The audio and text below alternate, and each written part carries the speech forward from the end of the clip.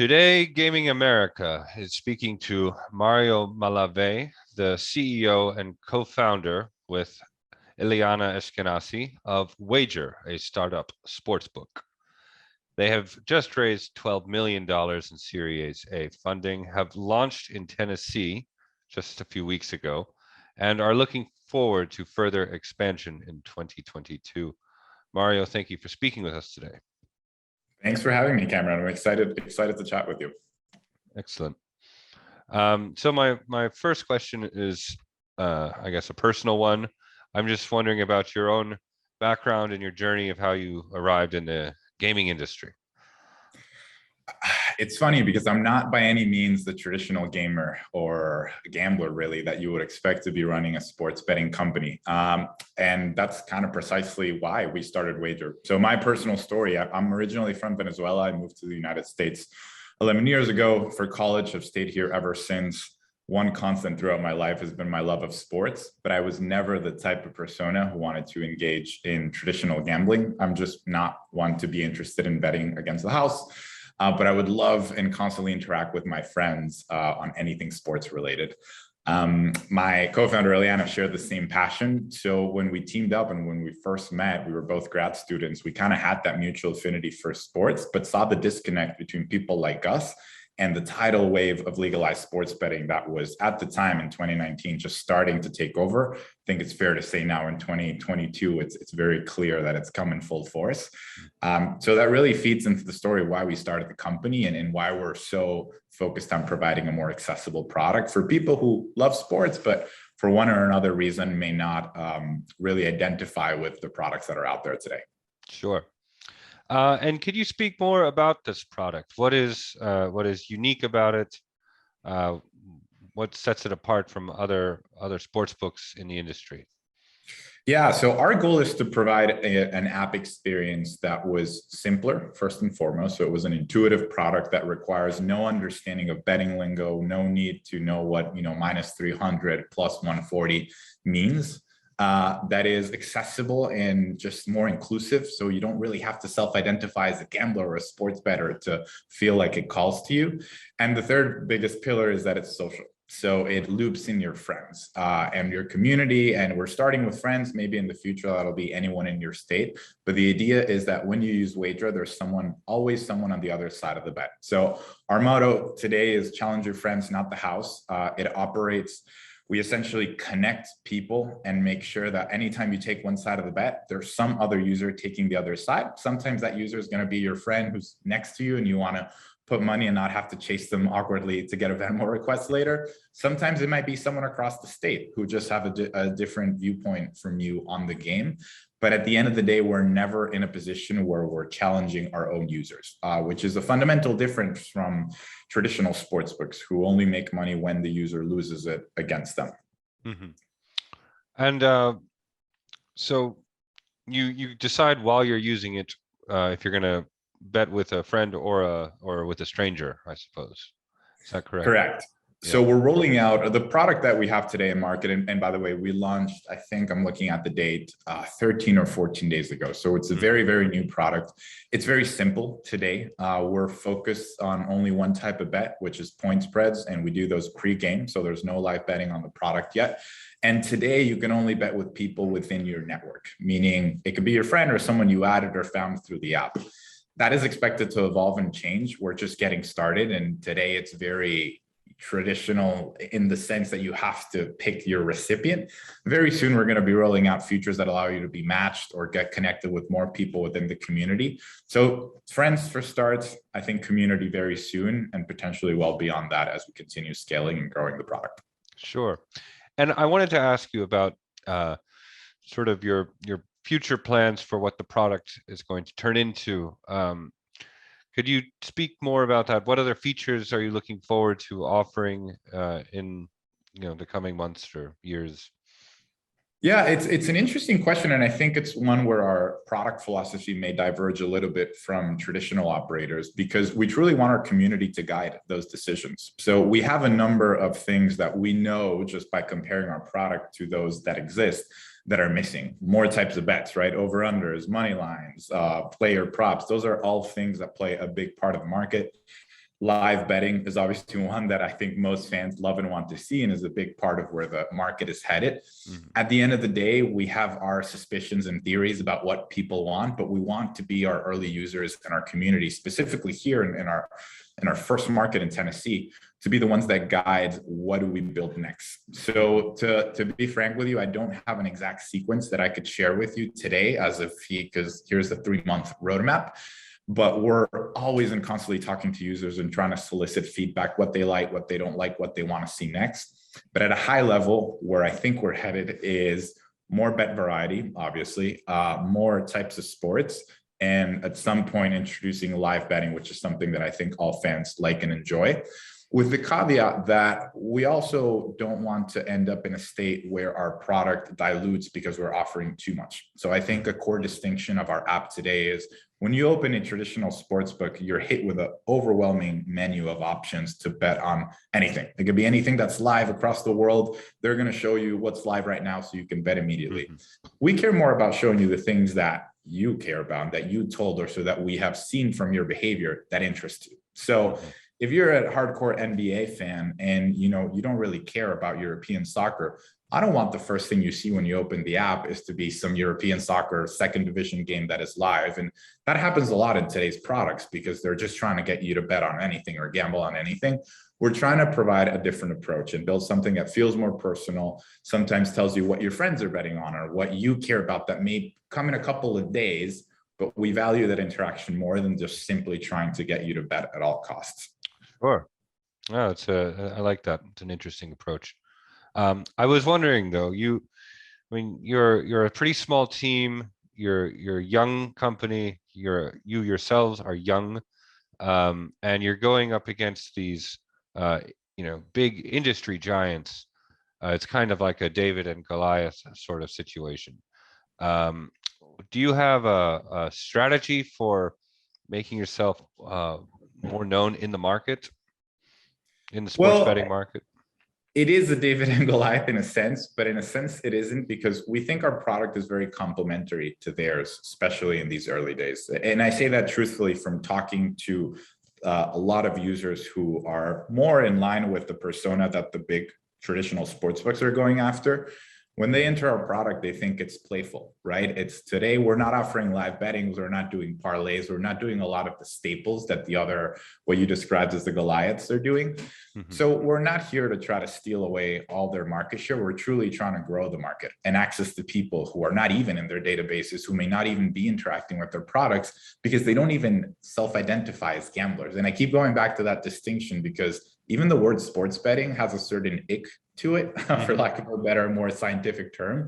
And if you go talk to people who have never bet on sports and tell them, hey, go download a gambling app, and by the way, you need to provide all this data to them just to open the account, it's a very tough proposition. So what we're trying to do is really change the narrative and build something that can just appeal to a different variety of people and go for the large cohort of fans who just were not gambling, which by the way is the same type of persona that we fall into. So all that is to say, we're not trying to head on compete against the casinos from day one. We truly think our product can be very complementary to theirs. And we're actually starting to see that in our very early data, where people who are frequently multi-homing, shopping for lines across all the big casinos, they still enjoy betting often smaller amounts against their friends or people in their community for fun, even if it's just the point spreads that we offer today.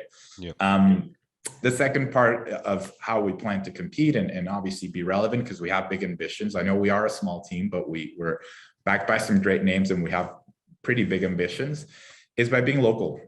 So we had to start somewhere. We're very proud that our first state is Tennessee. Back in August of last year, we became the first ever social betting product to get a license in the US. We only had 10 employees then, and it's something we're very proud of. And we relocated here full time. So I'm actually in our offices in Nashville. And that gives us the ability to do a lot of the things that don't scale, but that by virtue of being so early, we could be hyper local. So are we going to go outspend some of our bigger competitors and have a Super Bowl commercial this year? Absolutely not. But can we go and do the legwork to get those first 1,000, 10,000 users that will care deeply about what we're building, and as I alluded to earlier, help shape the product as we continue expanding? Absolutely. And that's what we're focused on doing every day. Sure. And I wanted to ask you about Tennessee, but before we get there, I want to know, get your answer on this. Would you say this is a product uh, designed with millennials or younger? Uh, I mean, not too young, obviously, but that sort of 18 to 35 age bracket. I hesitate to say yes because the true North Star for us is to build a product that is fundamentally inclusive, meaning anyone can use it. So if I said yes, this is for millennials and Gen Zers, I'm alienating anyone who's not. And Wagr was truly built so that anyone can use it regardless of age, gender, race, favorite team, favorite sport. It is truly about connecting you to the community. And frankly, we're seeing that in our early data. Obviously, there's an age limitation to access legalized sports betting, but we have users 21 plus or around that age who are thoroughly enjoying the product. And we have users much older who are equally as engaged and enjoying it. So I do think we're trying to provide a modern spin from a product perspective, but it's not meant to be only for one demographic. Sure. Okay. And okay, so now getting back to Tennessee, what have been your impressions of setting up shop there? How has that been as a market to to try all of this out in? It's been fantastic. We are now very, very big fans of Tennessee, and I'll say specifically Nashville. This city has a sports crazed culture, and it's just a very exciting place to be. It's one of the cities right now in America that I think is getting a lot of attention and a lot of growth from people coming here. You're seeing more startups, more tech companies, and just more broadly, just more businesses relocating here. On the sports betting side, it's been fantastic because we've been blown away by the quality of the regulators here. There was a regulatory shift on January 1st of this year. So we used to be regulated by the Tennessee Lottery. We're now regulated by the Sports Wagering Advisory Council. And both of those entities who we have obviously spent a lot of time engaging with have been very impressive and very forward looking. So I think there's a reason why we picked this as our first state. They're at the cutting edge of providing good sound regulation that allows competition, which is really the entryway for companies like ours to be started. We started this from scratch 2 years ago, and we're now one of 9 operators in the market. So I think a lot of that credit of fostering a competitive sports betting market is due to both the Tennessee legislators and regulators. Sure. I wanted to ask about your fundraising. I know you raised $4 million of seed funding at the beginning, and last year, from a number of investors, you were able to get together 12 million in Series A. I was wondering, is it an easy time to raise money in this industry right now, or I think are there unforeseen, because it's a new industry, it has a whiff of controversy about it even. Are there unforeseen issues that you encountered? Yeah, it's a really good question and one that has a lot of nuance. So I'll try to provide it all in my answer. There's some macro factors that made it's never easy to raise money. So I'll just say that right off the bat, especially for a startup. Fundraising is one of the biggest challenges for any aspiring founders or current founders too. But there are definitely some tailwinds in the industry that help. Sports betting is one of the biggest, if not the biggest, consumer market to open up because of changes in legislation over the last decade. And when you look at the estimates, and you can pick whichever one you like the most. We often cite the Goldman Sachs ones of $39 billion TAM by 2033. It's gigantic numbers, and we're just getting started. So in terms of being at the right place at the right time, absolutely, it's been easier in that sense. On the flip side of that, it's a very regulated market, as you know. So something that universally will spook early stage investors, and it traditionally has, is companies that are operating in highly regulated environments. Because in this world of sports betting, if you don't have a license, you can't operate, right? So when we raised that first round, the $4 million round, which was in December of 2020, our plan was to say, hey, if we can get these 4 million, we're going to go build a team, build a product in the way that we want it, and get it licensed. No one had done that before. There was no precedent that we could point to and say, hey, they got the license, we're going to get it too. It wasn't a known. It was about, here are our connections, here's our value proposition. You have to believe in our hustle and our ability to get it done. Luckily, we delivered on that. So in August, as I mentioned earlier, we got our license. This next fundraise, which is we just announced it almost a week ago, it's a $12 million Series A, is more for us in a post-licensing state to start thinking about accelerating product development and subsequently expanding to more markets. So we love Tennessee. We're very proud to be here and we want to build the company from here, but our ambitions far exceed just being in one state. So we're already planning and already have plans in place to expand to more states. The exact timing of that is going to depend on how well the product is performing here. So this is in a sense our pilot market.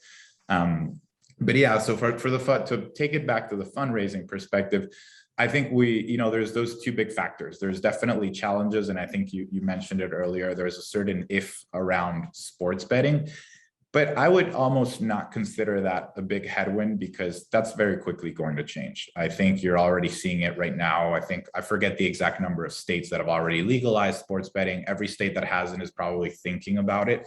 And more importantly, it's pervading fandom. You can't escape it, right? You watch American football, you're going to be hit with ads. You watch NBA, no matter the sport. If you are a sports fan in America, you're going to hear about betting. So I think it's going to very quickly change the conversation, and you're going to see that transition from the investment community, which is largely already happening. I think the fact that we raised a Series A is a proof of that. But I think it's only going to continue to accelerate. Sure. Sort of the last area I wanted to talk about with you are these expansion plans. I know you can't talk about it too much for sundry reasons, but let's say where do you want to be in 18 months? In 18 months, we would want to be in as many markets as we can sustainably launch, to be perfectly honest. And the key of that is we're never going to accelerate expansion if we don't feel the product is ready for it. So in a way, we've been in market now 11, 12 days. There's a lot to tweak. There's a lot to improve. And going back to your first question is about what's coming next. The product today is still an MVP. It's still very early, but that's, I think, how all consumer social companies get started. And as we continue improving it, the second we hit an inflection point where we feel the value proposition is compelling enough that we're retaining users the way that we want them, we're acquiring them in a more sustainable way without having to throw $1,000 deposit bonuses or deposit guarantees at them, that is when we're going to go pedal to the metal and try to expand to as many states as we can. Many of those conversations are in the works.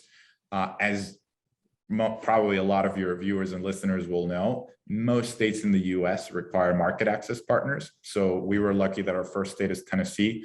You can access licensing independently as a company. That's one of the reasons why we picked it as the first state. There's more states coming up that are following that same convention. Maryland, I could disclose, is one we're very excited about.